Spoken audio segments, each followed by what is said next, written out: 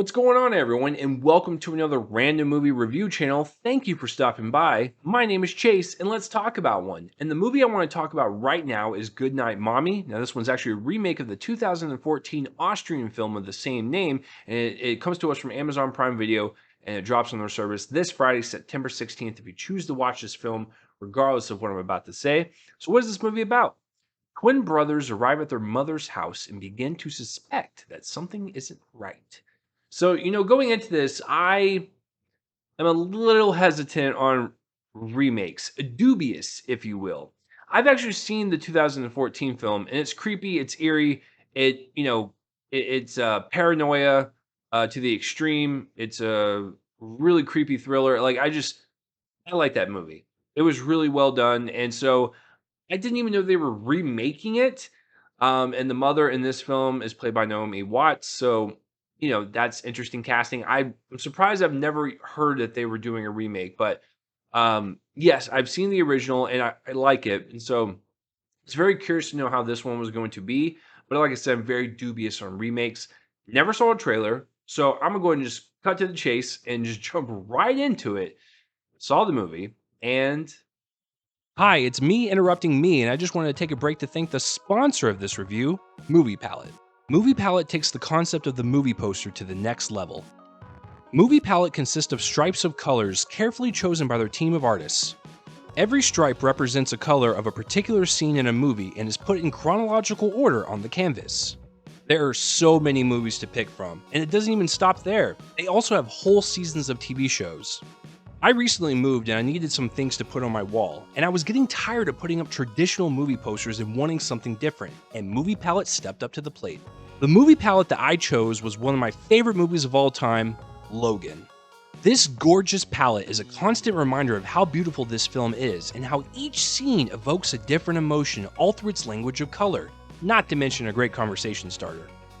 This is a unique piece to any film and TV lover's home, and I want to help you get one. Use the discount code CHASE15 for 15% off of any product on their website. Film is art, so why not display your favorite as such? That's 15% off of your order when you use the code CHASE15. And it's okay at best. I think what this film does really well is just be an awareness piece for the original, because I think the original one has a little bit more atmosphere, a little bit more creativity when it comes to like the cinematography and just the overall tone and mood. Like it was a very effective thriller. This one is, like I said, it's fine.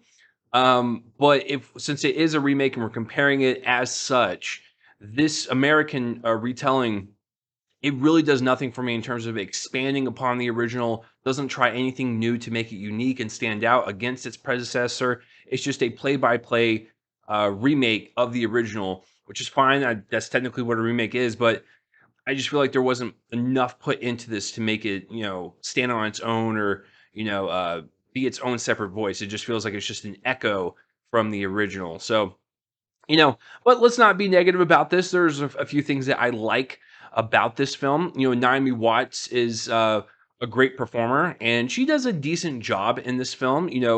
There are several moments where her character has to basically spice up the scene a little bit and get a rise out of her kids, or like she flips on a dime pretty frequently in this film, and she elevates the scenes as much as she can.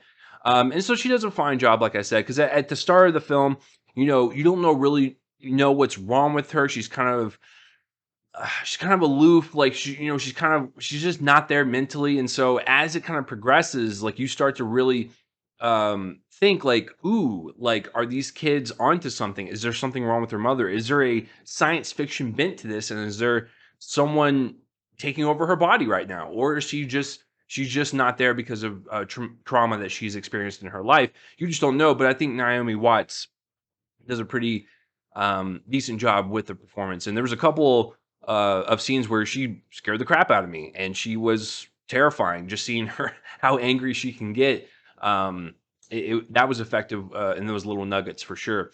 And then the actors that play her twins, the twin boys, Cameron Crovetti and Nicholas Crovetti.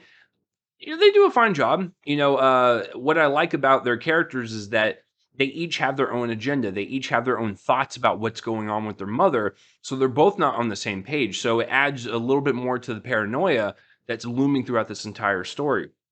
Um, and so, yeah, I think they did a pretty decent job. It's not anything like awards worthy or anything that's it's super crazy, but as far as like a child performance goes, like they did a pretty good job.